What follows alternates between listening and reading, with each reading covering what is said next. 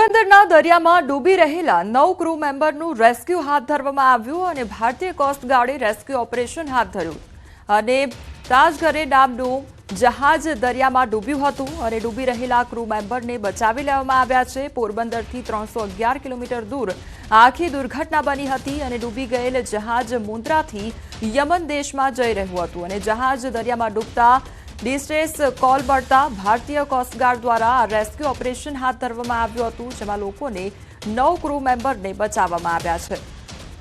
બાબરામાં યુવકને માર મારવાનો મામલો સામે આવ્યો છે। મહિલા પોલીસકર્મી રાજેશ્વરી વાળા સામે એફઆઈઆર કરવા માટે માંગ કરવામાં આવી છે અને સમાજના લોકોએ કલેક્ટરને આવેદન પત્ર પણ આપ્યું છે અને અનુસૂચિત જાતિના યુવક પર હુમલો કરાયો હતો તો પોલીસે 2 આરોપીની ધરપકડ કરી છે। આરોપી બાદ રાજેશ્વરી વાળાનો આપઘાતનો પ્રયાસ હાથ ધરવામાં આવ્યો છે।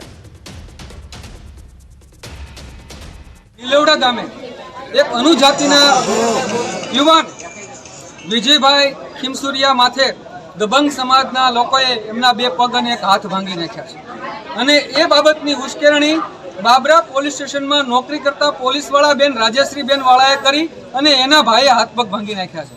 આ ફરિયાદીએ એના સ્ટેટમેન્ટમાં આ નામ લખાયું છે। પોલીસ ફરિયાદ ઓનલાઈન થઈ એમાં પણ આ નામ છે, છતાં અમરેલીનું પોલીસ તંત્ર આ ખાખી નામ આજે રાજેશ્રીબેન વાળા છે એ પોલીસ કર્મી હોય એટલે આરોપી તરીકે નામ દાખલ કરતા નથી। એફઆઈઆરમાં અમારા ત્યાં બાબરા પોલીસ સ્ટેશનમાં કામ કરતા એક પોલીસ કોન્સ્ટેબલનું નામ લખાયેલું છે। તે બાબતે પણ હું સૌને એક સર્ટન્ટી આપું છું કે આ વિરુદ્ધ એમના વિરુદ્ધ જે પણ પુરાવા હશે એ આપના પાસે હોય તો એ અમે આપી દો। આ પુરાવા આધારિત અને પોલીસ પાસે જે પુરાવા આધારિત અમે આગળની કાર્યવાહી કરીશું।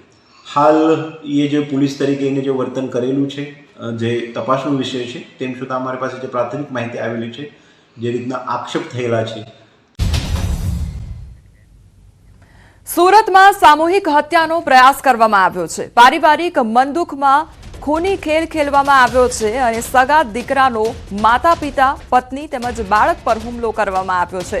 સ્મિત જીયાણી નામના વ્યક્તિએ છરીના ઘા ઝીંકી કાઢ્યા અને બનાવમાં પત્ની અને બાળકનું મોત નીપજ્યું છે। હુમલા બાદ સ્મિતે પોતાના ગળાના ભાગે પણ ચપ્પુ માર્યું અને માતા પિતા તેમજ સ્મિત હાલ હોસ્પિટલમાં સારવાર હેઠળ છે। સરથાણાના સૂર્યા ટાવરમાં આ આખો બનાવ બન્યો હતો।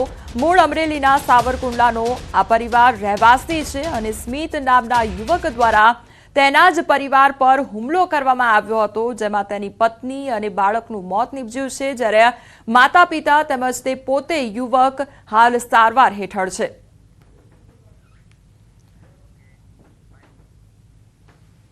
4-5 દિવસ પહેલા સ્મિતના મોટા બાપુનું કુદરતી મરણ થયેલું હતું। ત્યાં લોકો બેસવા જતા હતા અને ગઈકાલે હવે તમે અહીંયા અમારા ઘરે ના આવતા અને એ બાબતે સામાન્ય પરિવારજનોને બોલાચાલી થઈ અને હવે સ્મિતને લાગી આવ્યું કે હવે આપણું કોઈ નથી।